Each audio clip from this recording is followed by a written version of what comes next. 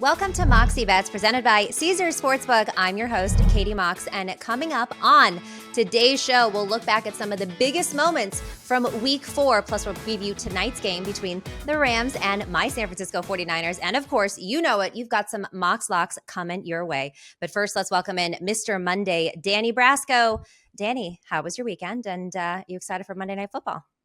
Absolutely. This is a really good clash in the NFC West here. Awesome division rivalry. I'm looking forward to it. And a really interesting line in this game. So I got some good bets for us. I think this could be a good one, Katie. Let's kick things off here with Mox Thought and give you a recap of some of the biggest games over the weekend, starting with Sunday Night Football. The Chiefs versus the Bucs. The Chiefs won the game. They covered the spread and the over hit. The Bucs did not start strong. They fumbled on the opening kickoff. KD scored a touchdown on their first drive. Mahomes looked incredible. He had that spin thrown behind his back, shuffle pass into the end zone. They went for the Wildcat in the second. Mike Evans also had an incredible incredible play where he caught a pass, making it 28-17 going into the half. But ultimately, Mahomes and the Chiefs were too much for Tom Brady and the Buccaneers in this, Super Bowl rematch. Danny, what did you think of this game, and did you have any bets? I had a bunch of bets in this one, and first of all, I had the under. So I'll say that got torched on the first play of the game, that opening fumble you mentioned. Mahomes went straight video game mode. I mean, a lot of the betting lines suggested that this would be lower scoring, and it certainly was not. So played some player props, interesting looks in this game. And man, Mahomes really, really proved that, he hasn't lost a touch even after that weak showing against the Colts. So Brady and the Bucs got to be concerned at this point, Katie.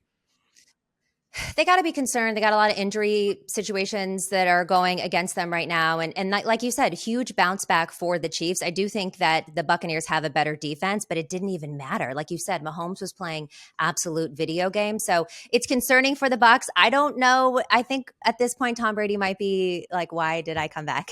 Why is my marriage on the rocks to come back for this? Because I don't know how well they're going to do. If, they'll make the playoffs, I'm sure, but they might get bounced out in the first round. So he should have retired, I think, at this point. They're 2-2, and this season so far feels like one long montage of him throwing the Microsoft tablet at the bench. Oh, God, yes. All right, so let's move on here to the Bills versus the Ravens. The Bills won 23-20. The Bills erased a 17-point deficit. They kicked a field goal on the final play to beat the Ravens after Lamar Jackson end zone pick on fourth down.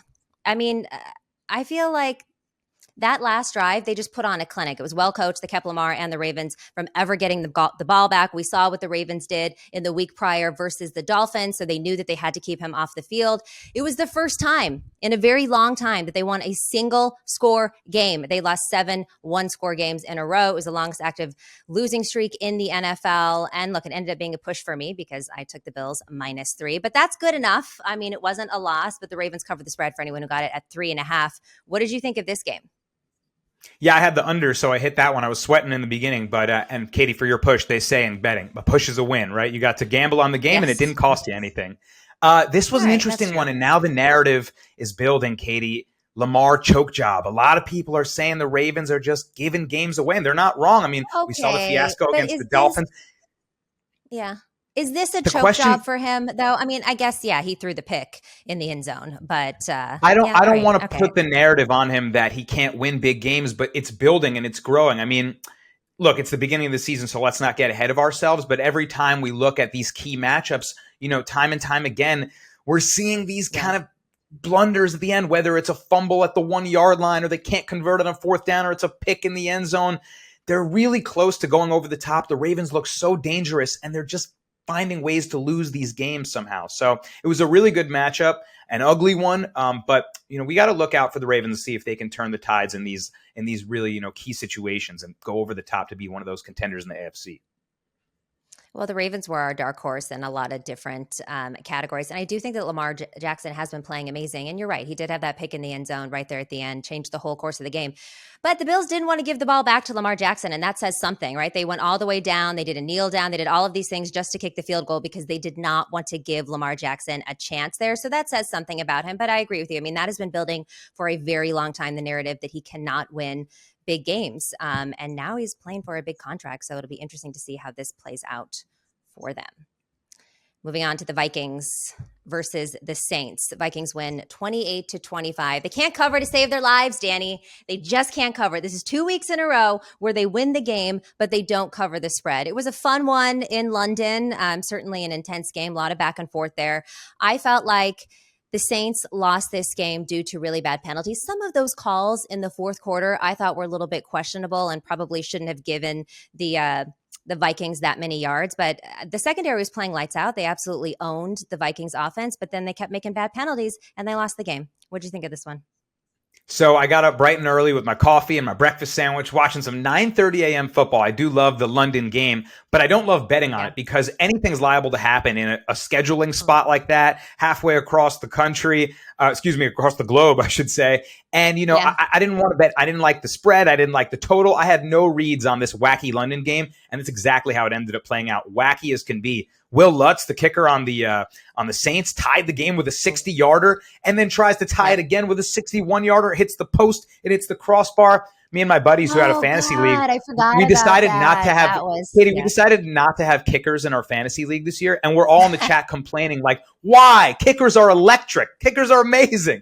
So, it came down to Will Lutz and crazy end. So, yeah, that's the moral of the story: is don't bet on the London game. It's too weird. All right, so I guess you're not betting on the Giants next weekend in London. That's a different story. That's okay, yeah.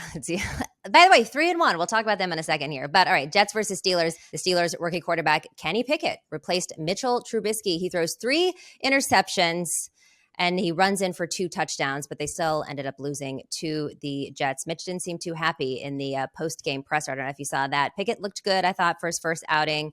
It's obviously better to get some reps in versus the Jets before they go into a gauntlet. I believe they have like the Bills and they have a bunch of teams coming up that are really, really bad.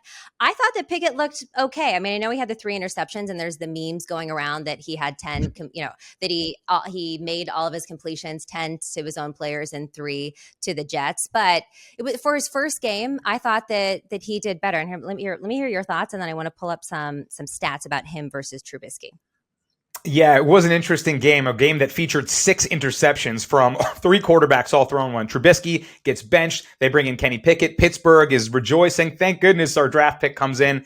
He throws a lot of picks. He looked okay. Look, let's not look too far into the interceptions. And Zach Wilson leads the Jets to a win. Yeah. Go ahead, Katie. What were you going to say? Well, I was going to say it was his first game in. He comes in the middle of the game. And yes, he did throw 3 interceptions, but he ran in for 2 touchdowns. It was the first time I guess anyone's ever done that in a long time. At the end of the game, Zach Milfson ends up leading the game-winning drive. And the Jets are 2-2. I actually remember recalling Robert Saleh, their head coach, after their first loss, and people are making fun of the Jets when they got blown out by the Ravens to open the season. He said, all right, I'm taking names. I'm writing down a list of everyone who's talking that smack about us, and we're going to come back and show you the receipts when we make you eat your words. The Jets are kind of hard-nosed. They got some grit about them. They've been the laughing stock of the league for a long time, especially here in New York, and they're showing a little grit to them. So I like what I'm seeing from these Jets. I think they got the heart to win more games than people expected than they would this season. Yeah, you got Robert Saleh behind you, who's just a beast. But this is what I was looking at. So they both had 13 attempts in their passing. Kenny obviously connected with 10. Trubisky only had 7. Kenny for 120 yards. Trubisky only had 84. And yes, he had the 3 interceptions. Trubisky had 1 interception, but he had 0 sacks. And Trubisky got sacked 3 times. So I feel like when you look at the numbers, QBR, Kenny Pickett, 28.4, Trubisky, 7.5. It was rough for both of them. It's not 28. Look, I'm not saying he's great. 28 ain't better than 7. Better. I'm saying he's better. That's all I'm saying. I'm saying they had the same amount of attempts, and Kenny was clearly better. That's all I'm saying. I'm not saying they're going to win with him now, but it's positive.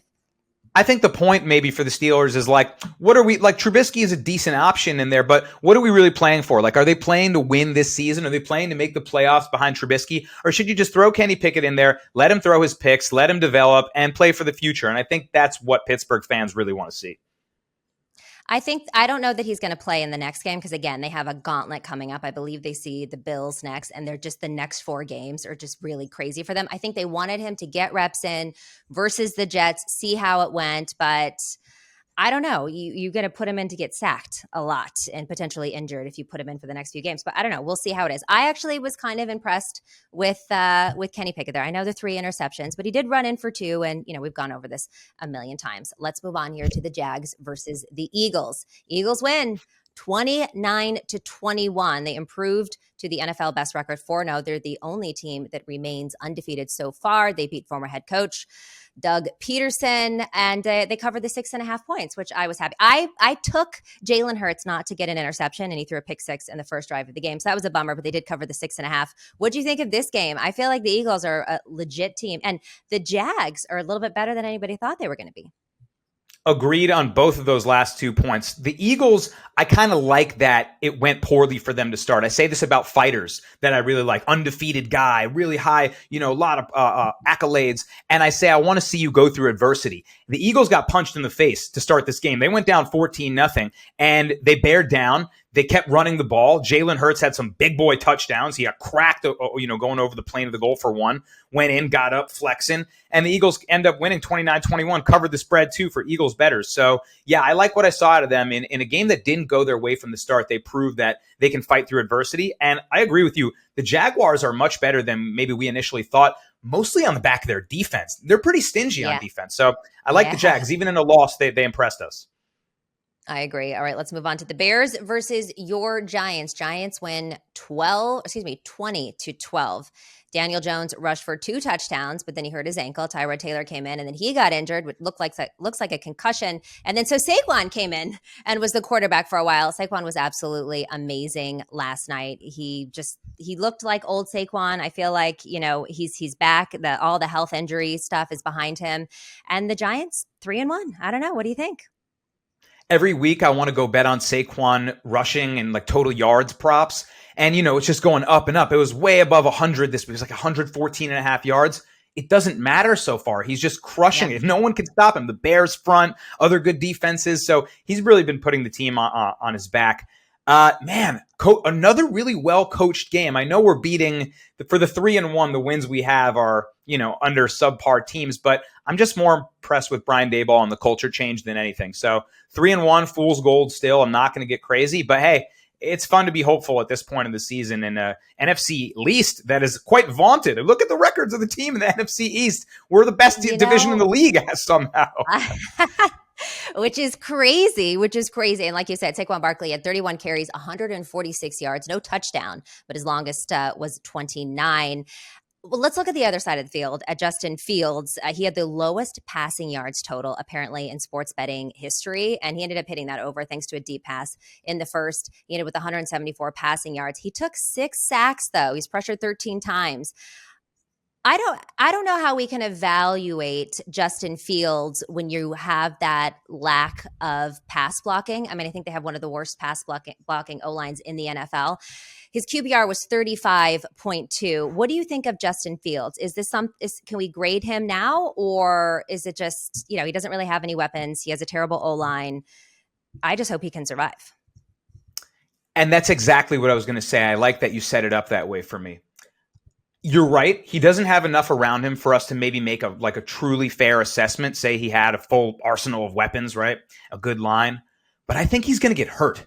The way that he plays, there's a lot of runners and kind of QB archetypes like him that are succeeding in the NFL. Obviously, we look at Lamar Jackson, Jalen Hurts, Josh Allen. But the type of QB they are to be mobile and to have that crazy arm strength, look at Josh Allen. He can crack someone back. He's a big body. We're not afraid when he goes head-to-head against someone.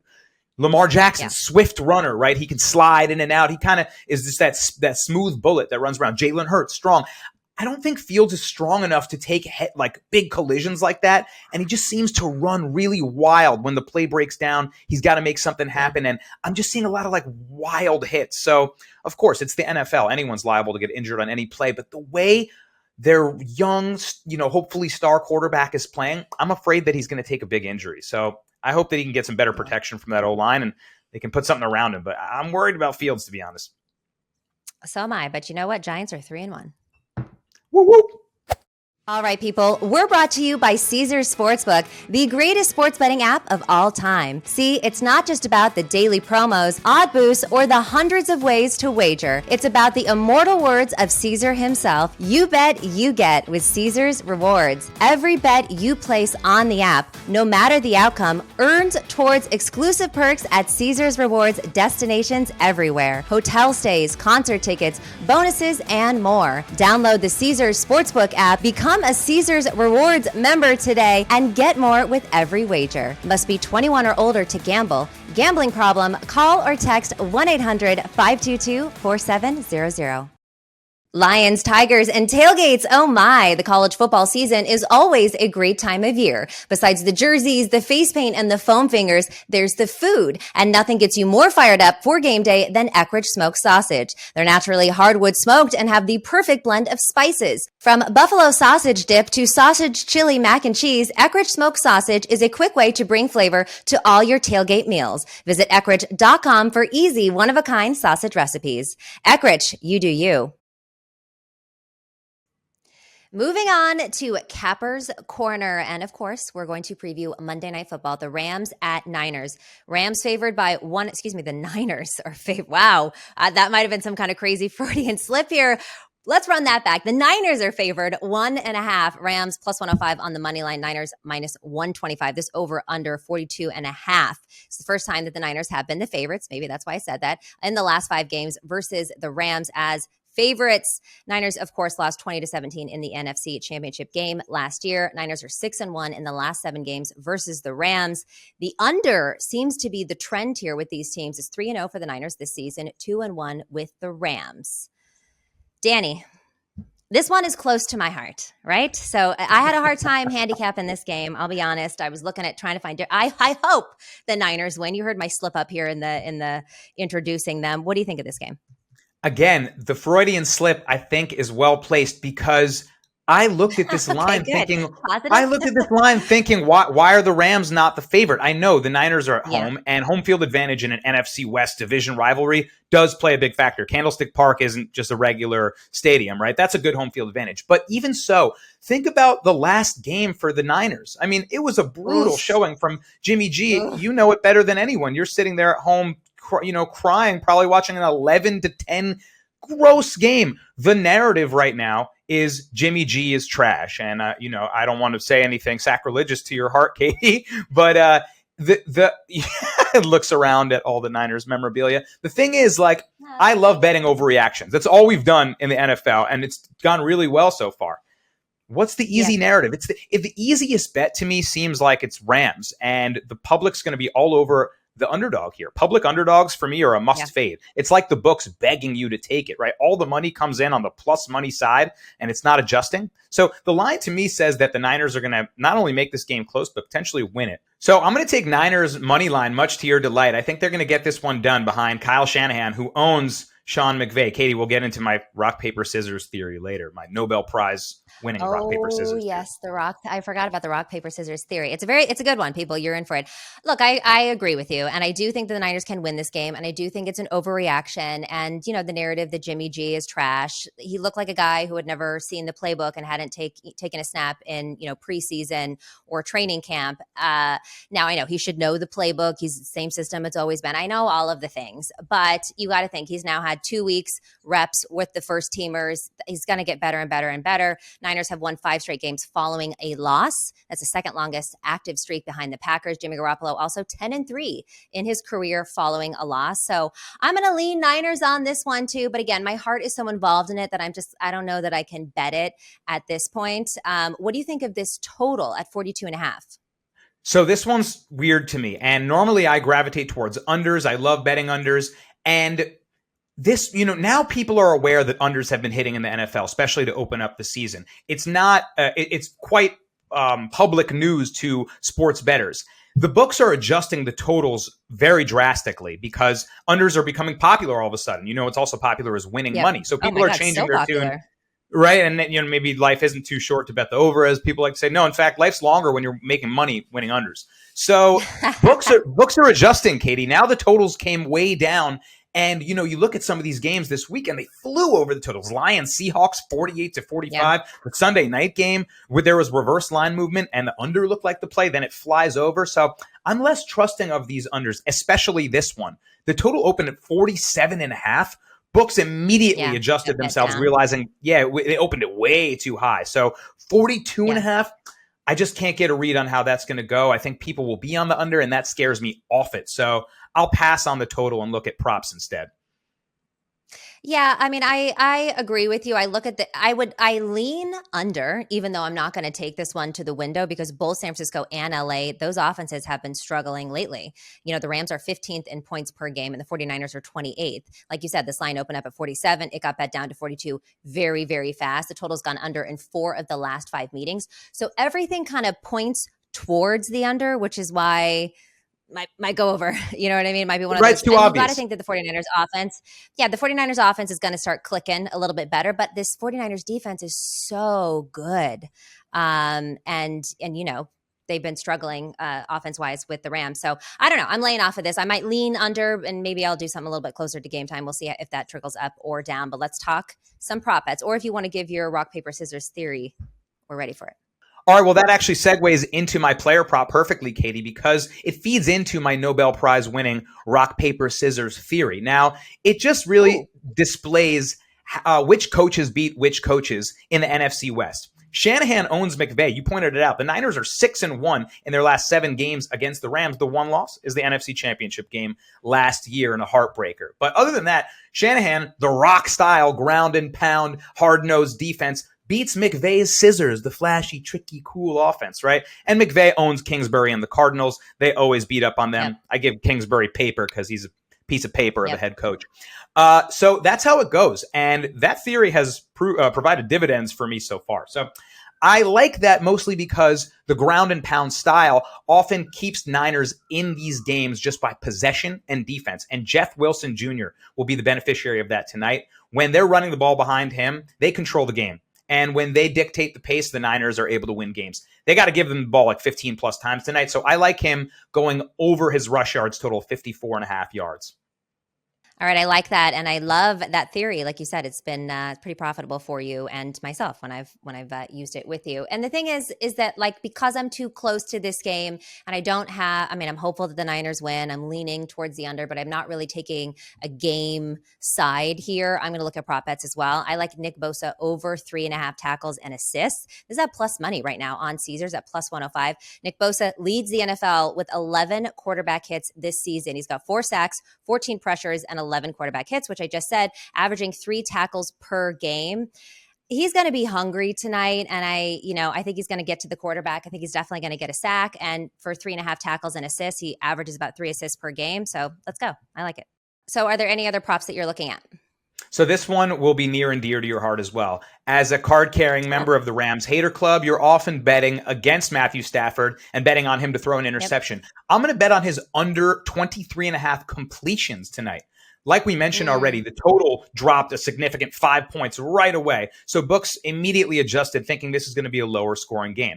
And I feel that completion line is inflated. A lot of the time, quarterbacks can go way over their yards or their past TDs, but that high number of completions is actually much harder to hit. And I've been cashing on these. I cashed on Tua. Unfortunately, he got injured. You don't want to cash that way, but it still hit. I was able to cash on Mahomes last night. Mahomes went crazy, and he still went under 25.5 completions for plus money. So I feel this line is a bit inflated in what I expect to be a gritty, hard-nosed, classic, division rivalry game. 23.5, that's too many. So give me the under on that for Stafford completions. I love that. And obviously, I love Stafford to throw a pick in pretty much every game, especially versus the 49ers. If you look at this, Stafford's passer rating goes from 149.3 versus the 49ers when he's blitzed, and then it drops down to 75 when he is not blitzed. And like you said, completion versus attempts, it goes from 80% when blitzed down to 64%. His touchdown to interception when blitzed, 2-0. When not blitzed, it goes to 4-5. So that's 4 touchdowns to 5 interceptions. So yeah, Yeah, I mean, I love this for him. I love fading him on that. And of course, you should always take Stafford to throw a pick, certainly against the 49ers. I'm also going to fade Cooper Kupp here under 93.5 receiving yards. He's at minus 108. So he's basically averaging that this season at 93.3 yards per game. He did have 100 plus receiving yards in all 3 games versus the 49ers last season. He's the first player in NFL history with 3 100-yard receiving games versus one opponent in a single year. Like, great. But the Niners secondary is significantly better this year than they were last year. San Francisco ranks first in passing defense and second in total defense. That Mooney, Ward, and Emmanuel Mosley combo has been one of the best cornerback duos that we've seen in recent history for the 49ers. And then you got Hufanga, who's just been lights out. He is actually the number 3 in Next Gen Stats early top 10 safeties rankings. I don't think he's going to be as productive in this game, so I'm going to fade him under the 93.5. And you know what? That's why you're a brave soul fading Cooper Kupp. But I love all these points you're making about the blitz numbers and your prop talking about Bosa earlier. Like, this is all feeding back into my reasons why I think the Niners can win the game. If they get pressure with 4, Bosa, Armstead have been wreaking havoc, and they don't have to blitz. Look at Stafford's number against the blitz. Look at the improved secondary from the Niners, right? I mean, I think this is feeding into reasons why let's not overreact to a bad week last week, and they can actually beat their rivals here on a big Monday night game. If you had to take anyone for an anytime touchdown score, who would it be? You know, I don't have any of these on my betting card tonight, but like, how would it not be Deebo Samuel, right? How would it not be Deebo Samuel? It's prime time. I had him last week on prime time, nothing doing there. So, I mean, nobody scored. So, you know, I think he's got to have a big game. I actually have him over 4.5 receptions as well. I think that, you know, they got to find Deebo. He's hit this in 2 of the 3 weeks so far, and they'll be looking for him all night. He's going to get in there probably. Yeah, you look at Deebo Samuel last year, he had 361 scrimmage yards versus the Rams in 3 games, 5 total touchdowns, 1 pass, 2 rush, and 2 receiving in just 3 games versus LA last year. So they got to get him the ball often and hard. And I do think that they're a little bit weaker in the secondary. I know obviously they still have Jalen Ramsey out there. I don't think he's been quite as productive as he has been. So I feel like it's going to be a big game for Deebo. Is there anything else that you're looking at in this game? Yeah, Deebo Samuel over 4.5 receptions, just to lock that in for you guys. I got minus 145 on that, but that's a solid play. I might even up my bet size a little bit, 1.5, 2 units, because I think they got to target him, right? They got to do what beats the Rams. Run the ball and find Deebo and play good defense. So also the loss of Trent Williams we didn't bring up yet. That's really big, and we'll see how the Niners offensive line fares, but that's why I actually like them to run the ball more. It's harder to pass protect. And I think behind the run, you can more easily scheme stuff with a backup in there. So that's why Jeff Wilson, quick shots to Deebo on screens for the receptions. I think these things could play out in the game script and cash us some bets. Yeah, Trent Williams being out is a huge loss for the 49ers and for Jimmy Garoppolo and his protection, especially when you have someone like Aaron Donald that's going to be coming at you. But interestingly enough, Aaron Donald had 0 sacks in 3 games versus the 49ers last season. I was trying to look for punt props on this, but I couldn't find any. And but if you look at it, 49ers defense leads the NFL in opponent yards per play at 3.9 and opponent punt rate 61%. So I do feel like there's going to be a lot of punts in this game. If you can find a punt prop, you might want to look at the over in that one. But I think it's going to be a good game. These two teams play. They know each other very well. The coaches know each other very well. It's going to be a ground and pound. It's going to be a lot of really physical hits. I'm excited for it. I'm hopeful that the Niners look like the Niners. Yeah, with me and Katie were texting last night about our bets, and she goes, yeah, I'm looking at punt stats, and sends me all these punt statistics from Niners. I was like, let me find out. Katie's in her bag with her Niners. Some people know their teams. They can find these sneaky bets. So maybe I will check out some punt props. Hit me up about that one. I want to find out. Check it out. Football season is here, and nothing beats seeing your favorite team live. Not only does Vivid Seats have great NFL ticket prices, they're also the official ticketing partner of ESPN. And with Vivid Seats rewards, when you buy 10 tickets, you get the 11th free. Download the app or visit vividseats.com today. Vivid Seats, life happens live. Receive a reward credit equal to the average price of 10 tickets purchased, excluding taxes, fees, and processing costs. See vividseats.com/rewards for terms and conditions. Let's look at our Mox Locks. The 2 bets each of us are absolutely going to take to the window. We're both very high on Deebo Samuel. I'm taking him for an anytime touchdown, and Danny has him over 4.5 receptions. And my name wouldn't be Katie Mox if I didn't take Stafford to throw an interception in this game. Lock that up. And Danny also likes Jeff Wilson Jr. over 54.5 rush yards. Danny, thank you so much for joining us, and we'll see you next Monday. This has been Moxie Bets presented by Caesars Sportsbook. Don't forget to follow us on social at Moxie Bets, and go Niners.